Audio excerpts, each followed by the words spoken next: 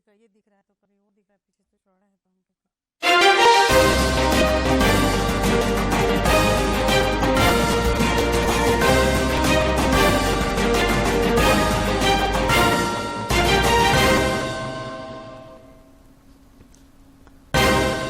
झारखंड विधानसभा के बजट सत्र के पहले दिन सीजीएल पेपर लीक मामले पर सत्तापक्ष और विपक्ष आमने सामने। मुख्यमंत्री ने खारिज की सीबीआई जांच की मांग। साहिबगंज के नींबू पहाड़ में अवैध खनन के मामले में राज्य सरकार की अपील हाईकोर्ट ने की खारिज। अदालत ने सीबीआई जांच पर लगी रोक भी हटाई।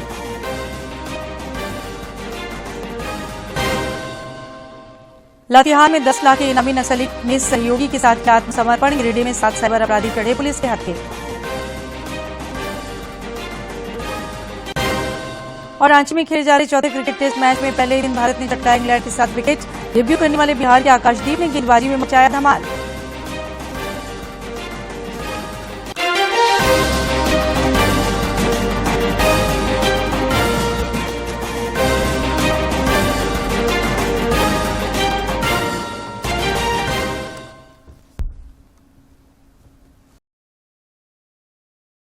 नमस्कार, खबरें झारखंड में आपका स्वागत है।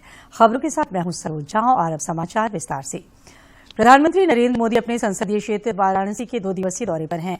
आज उन्होंने वाराणसी की जनता को 13,000 करोड़ रुपए से अधिक की विभिन्न विकास परियोजनाओं की सौगात दी। इस दौरान प्रधानमंत्री ने लोकसभा चुनाव को लेकर भाजपा की मजबूत जनाधार का जिक्र किया। उन्होंने विपक्षी दलों की परिवारवाद के मुद्दे पर जमकर आलोचना की।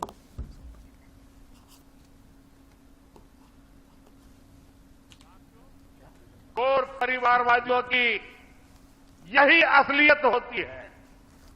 परिवारवादी युवा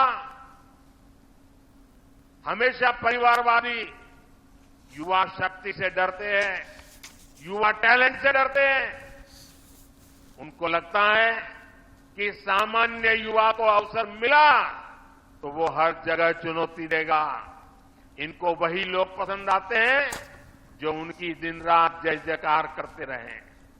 आजकल तो इनके गुस्से का, इनकी बौखलाहट का एक और भी कारण है। इनको काशी और अयोध्या का नया स्वरूप बिल्कुल पसंद नहीं आ रहा। झारखंड विधानसभा के बजट सत्र की आज हंगामेदार शुरुआत हुई। सदन की कार्रवाई शुरू होते ही भाजपा के विधायकों ने जेएससी सीजीएल पेपर लीक का मामला उठाया। भाजपा विधायकों ने वेल में आकर नारेबाजी की। इस दौरान नेता प्रतिपक्ष अमर बावरी ने सीजीएल पेपर लीक मामले की सीबीआई जांच कराने की मांग की। इससे पहले विधानसभा अध्यक्ष रविन्द्रनाथ महतो ने अपने प्रारंभिक वक्तव्य में सदन के सुचारू संचालन में सभी से सहयोग की अपेक्षा की। सत्र के पहले दिन शोक प्रकाश के बाद सदन की कार्रवाई सोमवार को सवेरे 11 बजे तक के लिए स्थगित कर दी गई। शांत करने की क्षमता प्रदान करें तथा दिवंगत आत्माओं को शांति प्रदान करें।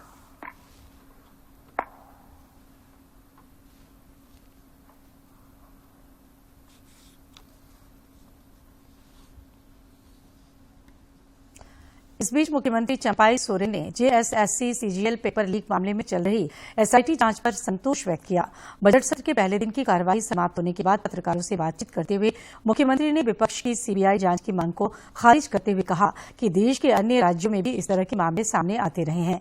एसआईटी इस दिशा में तेजी से काम कर रही है।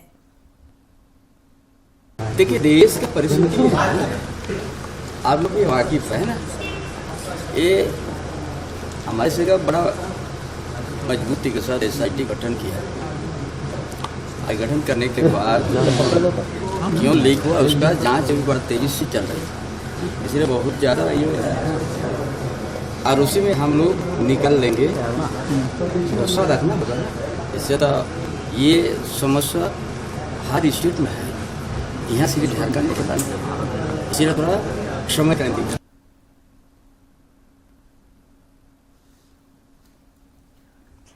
झारखंड विधानसभा के बजट सत्र के पहले भाजपा ने जेएसएससी सीजीएल परीक्षा की सीबीआई जांच कराने को लेकर सदन के बाहर प्रदर्शन किया। भाजपा विधायकों ने हाथ में तख्तियां लेकर अपनी आवाज बुलंद की। इस मौके पर विधायक आनंद ओझा ने कहा कि पूरे प्रदेश में छात्र और नौजवान सड़कों पर हैं।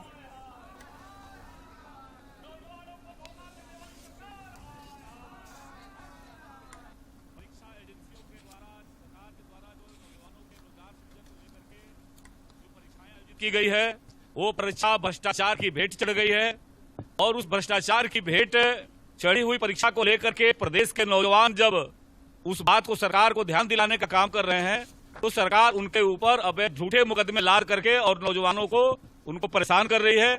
इसीलिए इस पूरे प्रकरण की सरकार सीबीआई जांच कराए। इधर भारतीय जनता युवा मोर्चा के प्रदेश अध्यक्ष शशांक राज के नेतृत्व में आज एक प्रतिनिधिमंडल ने पेपर लीक मामले में राज्यपाल सीपी राधाकृष्णन से मुलाकात की। प्रतिनिधिमंडल ने राज्य को एक ज्ञापन सौंपकर पूरे मामले की जांच सीबीआई से कराने का आग्रह किया।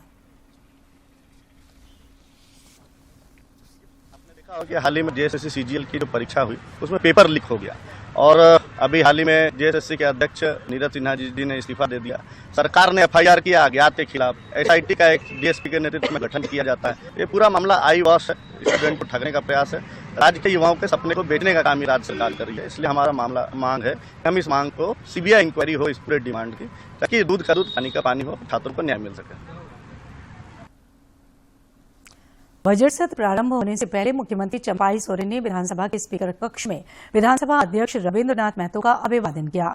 इस अवसर पर विधानसभा स्थित मुख्यमंत्री कक्ष में मुख्य सचिव एल क्यांगते समेत अन्य वरीय अधिकारियों ने मुख्यमंत्री का भी अभिवादन किया। इधर विधानसभा अध्यक्ष रविन्द्रनाथ महतो की अध्यक्षता में स्पीकर कक्ष में कार्य मंत्रणा समिति की बैठक आयोजित की गई।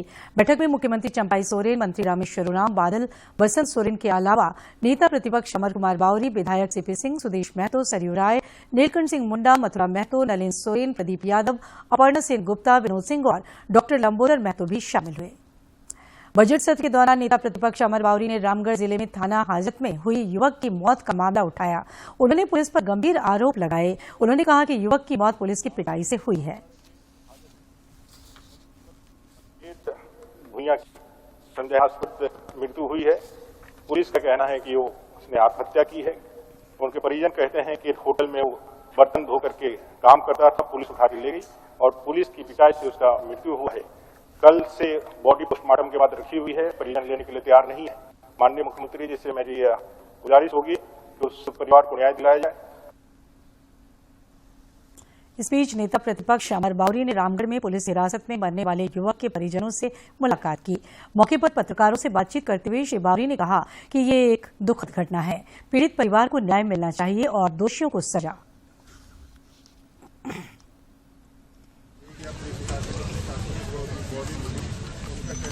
फिर सभी प्रबुद्धजनों ने जो प्रेशर बनाया है उससे जो न्यायिक जांच का आदेश दिया गया है, जो भी मजिस्ट्रेट के नेतृत्व में जो हुआ है उसका मजिस्ट्रेट के नेतृत्व में जांच होगी और इसकी सच्चाई की पता लगाई जाएगी।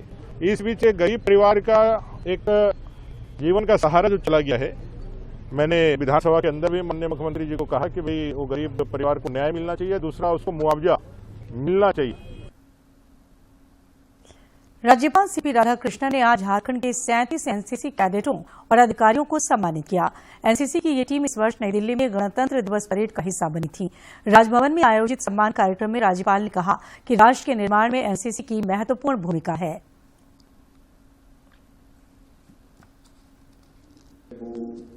All our cadets have participated in the Republic Day parade in Delhi, and we all invited them here.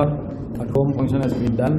They have been given with the certificate and a blazer that will be in their memory forever.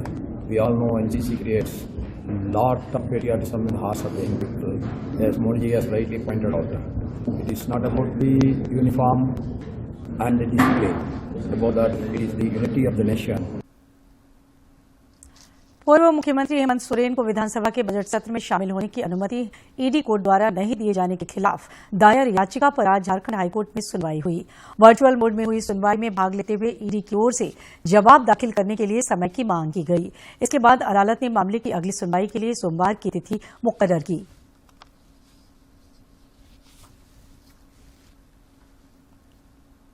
Sahibganj जिले के नींबू पहाड़ अवैध खनन मामले में बिना राज्य सरकार की सहमति और बगैर हाईकोर्ट के आदेश के सीबीआई द्वारा एफआईआर दर्ज करने को चुनौती देने वाली राज्य सरकार की अपील को हाईकोर्ट ने खारिज कर दिया है। इसके साथ ही सीबीआई की जांच पर लगी रोक को हाईकोर्ट ने हटा लिया है। अब इस मामले में पुनः सीबीआई की जांच आगे जारी रहेगी।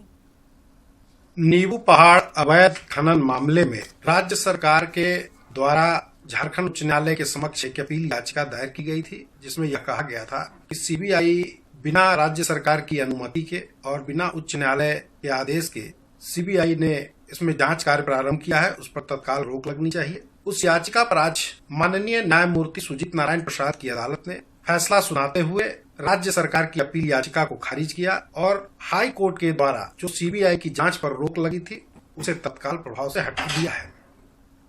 मुख्यमंत्री चंपाई सोरेन की अध्यक्षता में आज हुई राज्य मंत्रिपरिषद की बैठक में कुल 29 प्रस्तावों पर मुहर लगी। पीडीएस डीलरों को अब 2G की जगह 4G मशीन दी जाएगी। ये मशीनें सरकार खरीद कर देगी। इस योजना पर 63 करोड़ 72 लाख रुपए खर्च किए जाएंगे। वहीं मेंटेनेंस पर 28 करोड़ 40 हजार रुपए खर्च किए जाएंगे। एक प्रस्ताव में झारखंड मिल्क फेडरेशन की ओर से गिरिडीह और जमशेदपुर में नए डेयरी प्लांट लगाए जाएंगे। वहीं वटवार में मिल्क पाउडर और मिल्क प्रोडक्ट प्लांट लगाए जाएंगे, जिसमें 320 करोड़ 38 लाख रुपए खर्च होंगे। समय रेगुलराइज नहीं किया गया, बाद में न्यायालय के आदेश से रेगुलराइज किया गया, लेकिन बेनिफिट उनको पहले से नहीं दिया गया था।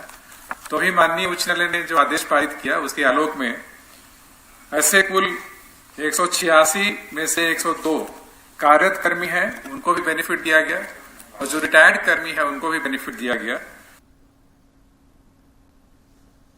राज्यसभा सदस्य दीपक प्रकाश ने रांची के खिजरी विधानसभा क्षेत्र में आज सांसद निधि से निर्मित पीसीसी पथ का उद्घाटन किया।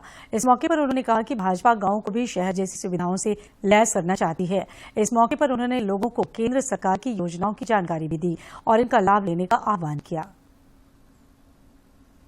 देवघर के सेंगवा में हुए दंपति हत्याकांड मामले को लेकर आज गोड्डा सांसद निशिकांत दुबे ने पीड़ित परिजनों से मुलाकात की और न्याय दिलाने का भरोसा दिलाया। उन्होंने राज्य सरकार पर हमला बोलते हुए कहा कि जब तक राज्य में ट्रांसफर पोस्टिंग उद्योग के रूप में संचालित होगा तब तक ऐसी घटनाओं पर रोक लगाना मुश्किल है।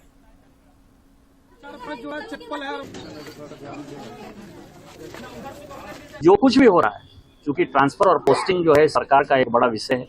पैसे देके अधिकारी आते हैं और अधिकारी आते हैं तो केवल जो बैड एलिमेंट है, जो क्रिमिनल एलिमेंट है, उसी को सहारा देते हैं। इसका भी अंत होने वाला है और जल्दी ही सारा इसका फैसला कर देंगे और अच्छी चीजें हो जाएंगी। राज्य के मुख्य निर्वाचन पदाधिकारी के रवि कुमार ने लोकसभा चुनाव के मद्देनजर आज रांची में शहरी निकायों के प्रशासकों के साथ महत्वपूर्ण बैठक की। इस दौरान चुनाव को लेकर की गई तैयारियों की उन्होंने समीक्षा की और शहरी क्षेत्रों में मतदान प्रतिशत बढ़ाने पर जोर दिया। लोकसभा चुनाव को लेकर पूरे राज्य में प्रशासनिक सरगर्मी तेज हो गई है। इस कड़ी में आज गुमला के उपायुक्त सह जिला निर्वाचन पदाधिकारी कर्ण सत्यार्थी और पुलिस अधीक्षक हरविंदर सिंह ने पॉलिटेक्निक कॉलेज में बनाए जाने वाले संभावित स्ट्रांग रूम का निरीक्षण किया। हजारीबाग जिले के कटकमदाग प्रखंड से अबुआ आवास के कई लाभुकों से पैसे मांगे जाने के मामले में उपायुक्त नैन्सी सहाय ने संज्ञान लिया है। उन्होंने आमजनों से अपील की है कि इस प्रकार के जालसाजों के झांसे में न आएं और अपनी सूझबूझ का इस्तेमाल कर इसकी जानकारी जिला कंट्रोल रूम के टेलीफोन संख्या 06546264159 पर उपलब्ध कराएं। सभी जिले वासियों से अपील है, जो भी हमारे अबुआ आवास योजना के लाभुक हैं, उनसे खास तौर पर मेरी अपील है कि किसी भी इस तरह के कॉल को एंटरटेन न करें। किसी भी नंबर से अगर आपको ऐसा फोन कॉल आए जिसके माध्यम से आपसे राशि की मांग की जा रही हो, उससे आप तुरंत जिला प्रशासन को, प्रखंड कार्यालय या जिला कार्यालय या हमारे जिला का जो कंट्रोल रूम नंबर है उस पर आप संपर्क करके उसकी शिकायत करें। नक्सलियों के खिलाफ चलाए जा रहे राज्यव्यापी अभियान में पुलिस को एक बड़ी सफलता मिली है। प्रतिबंधित उग्रवादी संगठन जेजेएमपी के 10 लाख के इनामी जोनल कमांडर मनोहर परहिया ने आज अपने सहयोगी के साथ आत्मसमर्पण कर दिया। इस दौरान zonal IG Rajkumar Lakra, CRPF DIG Pankaj Kumar, Latehar SP Anjani Anjan समेत अन्य पुलिस के अधिकारी मौजूद थे। और ये देख करके हम नीति के तहत इन लोगों ने अपना विश्वास व्यक्त किया और मनोहर परहिया जो अमवा टीकर का रहने वाला है, चिपरमर थाने का, अपने डीजी साहब के नेतृत्व में जिस तरह का हम लोगों का ऑपरेशन या नीति के अनुसार हम लोग कार्य कर रहे हैं, उस हिसाब से ये एक बहुत बड़ी उपलब्धि होगी। इधर गिरिडीह जिले में पुलिस ने 7 साइबर अपराधियों को गिरफ्तार करने में सफलता हासिल की है। पुलिस ने इनके पास से 41 mobile phone, 52 SIM card, 4 motorcycle, दर्जनों एटीएम सहित कई अन्य सामान बरामद किए हैं। गिरिडीह के पुलिस कप्तान दीपक कुमार शर्मा ने बताया कि ये अपराधी कुरियर सर्विस के नाम पर और फर्जी बैंक अधिकारी बन ठगी का काम करते थे। राज्यों में अपराध कर चुके थे और कई राज्यों की पुलिस इन्हें ढूंढ रही थी। इन दोनों की गिरफ्तारी गिरिडीह पुलिस के द्वारा की गई है। इसमें से टिंकू कुमार के ऊपर लगभग 10 केस हैं। विभिन्न राज्यों में 10 कांड दर्ज हैं साइबर अपराध के लिए और दूसरा इसमें जो गणेश प्रसाद हैं उनके विरुद्ध में 8 केस जो है अन्य राज्यों में दर्ज है।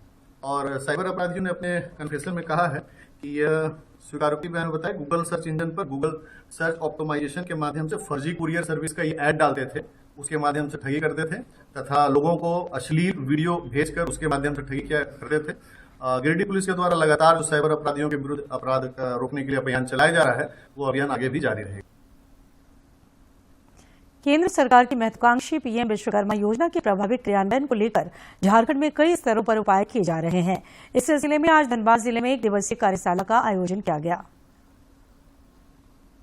पीएम विश्वकर्मा योजना को लेकर धनबाद के रेलवे ऑफिसर्स क्लब में आयोजित कार्यशाला का उद्घाटन सांसद पीएन सिंह ने किया। इस मौके पर उन्होंने कहा कि केंद्र सरकार की ये योजना विकास की नई परिभाषा गढ़ेगी। प्रधानमंत्री विश्वकर्मा योजना का कार्यशाला है। इस कार्यशाला में 18 प्रकार के कार्य करने वाले लोगों को जो विश्वकर्मा परियोजना में शामिल किया गया है उनको प्रशिक्षण देने का काम होगा। निश्चित रूप से यह बेरोजगारी दूर करने में, लोगों को रोजगार उपलब्ध कराने में बहुत बड़ा सहयोगी के रूप में यह माननीय प्रधानमंत्री जी ने इस योजना का घोषणा पिछले स्वतंत्रता दिवस के अवसर पर लाल किले से किया था। मौके पर मौजूद एमएसएमई विकास कार्यालय रांची के संयुक्त निदेशक इंद्रजीत यादव ने कहा कि पीएम विश्वकर्मा योजना की शुरुआत बेरोजगार युवक युवतियों को रोजगार मुहैया कराने के उद्देश्य से की गई है। इस कार्यशाला का जो मुख्य उद्देश्य है वो ये है कि झारखंड राज्य में इस योजना को इम्प्लीमेंट करने के लिए पूरे स्टेक होल्डर्स को एक साथ एक हैंड होल्डिंग प्रदान किया जाए ताकि ये योजना अभी तो अच्छी चल रही है और ज्यादा से ज्यादा लोग इससे जुड़ के इसका लाभ उठा सकें। प्रधानमंत्री नरेंद्र मोदी ने पिछले वर्ष 17 सितंबर को पीएम विश्वकर्मा योजना की घोषणा की थी। अगर कोई अपना व्यापार शुरू करना चाहे तो उसे सरकार की इस योजना के तहत बिना किसी गारंटी के 3 लाख रुपए तक का लोन मिल सकता है। लेकिन सरकार ने इसके लिए 18 ट्रेड्स तय किए हैं जिससे लाभार्थी का जुड़ा होना जरूरी है। धनबाद से अजय कुमार सिन्हा की रिपोर्ट। रांची के जेएससीए स्टेडियम में भारत और इंग्लैंड के बीच 5 टेस्ट मैचों की सीरीज का चौथा मुकाबला जारी है। आज पहले दिन का खेल खत्म होने तक इंग्लैंड ने अपने 7 विकेट खोकर 302 रन बना लिए थे। भारत की ओर से टेस्ट डेब्यू करने वाले बिहार के आकाशदीप ने अपनी धारदार गेंदबाजी से मेहमान टीम के खिलाड़ियों को काफी परेशान किया। उन्होंने 17 ओवर में 70 रन देकर 3 विकेट हासिल किए। Another massive appeal. Back through the gate. और अब देखते हैं फटाफट अंदाज में जिलों की खबरें।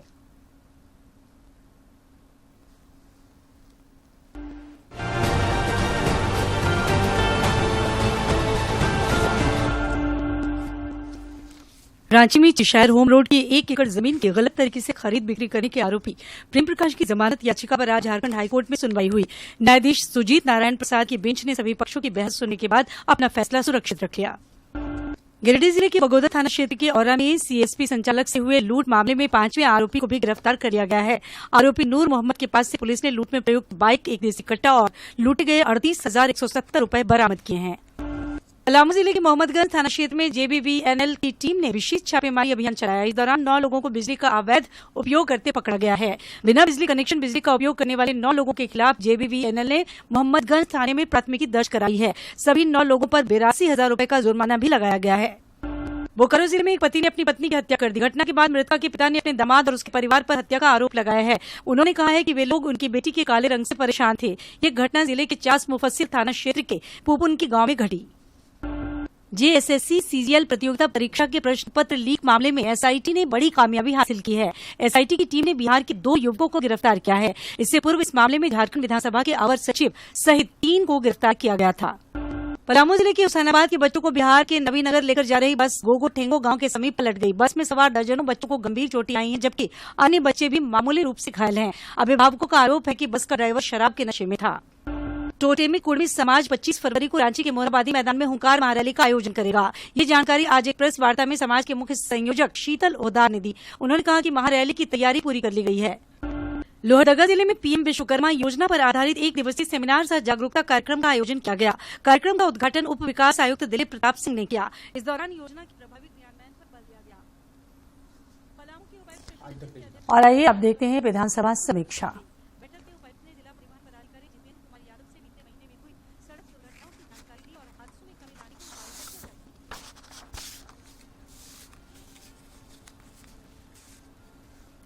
झारखंड विधानसभा के बजट सत्र की शुरुआत हंगामेदार रही। पहले दिन शोक संदेश पेश करने से पहले विपक्ष ने वेल में पहुंचकर सीजीएल परीक्षा पेपर लीक को लेकर जमकर नारेबाजी की। विपक्ष प्रश्न पत्र लीक प्रकरण की जांच सीबीआई से कराने की मांग कर रहा था। स्पीकर रविन्द्रनाथ महतो ने सभी को अपनी सीट पर जाने का आग्रह किया, लेकिन विधायक नहीं माने और शोरगुल जारी रहा। इसी दौरान स्पीकर ने अपना प्रारंभिक वक्तव्य दिया। इस दौरान सभी विधायक अपनी सीट पर आ गए। प्रतिपक्ष के नेता अमर बावरी ने कहा कि पेपर लीक मामले को लेकर छात्र सड़कों पर आंदोलन कर रहे हैं। सरकार इस मामले की सीबीआई जांच की अनुशंसा करे। इसके बाद प्रदीप यादव ने कहा कि ये सही है कि यहां घटना घटी है, लेकिन देश में ऐसी 43 घटनाएं हुई हैं। प्रदीप यादव के इतना कहने पर विपक्ष ने जोरदार स्वर में उनका विरोध किया। इस दौरान स्पीकर ने विधायी कार्यों के तहत सभापतियों और कार्य मंत्रणा समिति के सदस्यों का मनोनयन किया।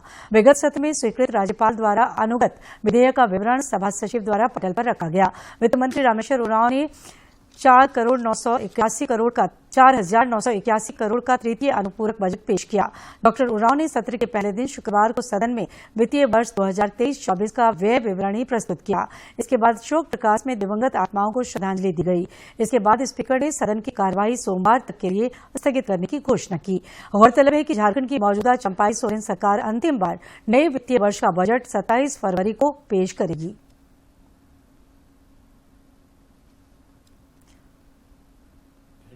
और आखिर में इस बुलेटिन के मुख्य समाचार एक बार फिर।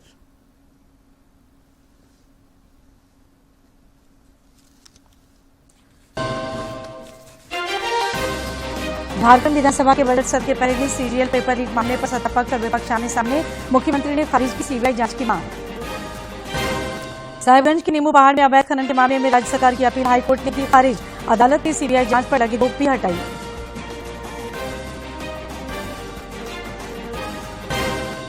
लातेहार में 10 लाख के इनामी नक्सली ने सहयोगी के साथ किया आत्मसमर्पण। गिरिडीह में 7 साइबर अपराधी चढ़े पुलिस के हत्थे।